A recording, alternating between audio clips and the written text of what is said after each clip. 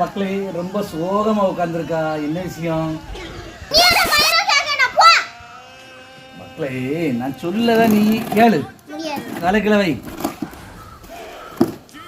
இப்போ நம்மகிட்ட இருந்து நகையை பிடுங்கிடலாம், பணத்தையும் பிடுங்கிடலாம், ஏன் இந்த சொத்தையும் பிடுங்கிடலாம் நினைச்சியா? ஆனா நம்ம படிச்ச படிப்பை ஒரு நாளும் பிடுங்க முடியாது. ஞாபகம் வச்சுக்க. சரி, உன்னோட படிப்பாச்சு. 1/2 கிலோ அரிசி வாங்கிட்டு வரணும். அது எவன் தருவான்? என் படிப்பை வச்சு எவன்மா தருவான் அரிசி? யாரும் தர மாட்டாவ. சரிங்கம்மா, நான் ஒன்றும் சொல்லலம்மா. சொல்ல தேவையில்லை. எனக்கு நான் பசிக்கு ஒரு 4 புரோட்டா வாங்கி தர முடியுமா? என்கிட்ட பைசா இல்லம்மா. நான் ஒன்றும் புடுங்க முடியாதுன்னு எனக்கு தெரியும்.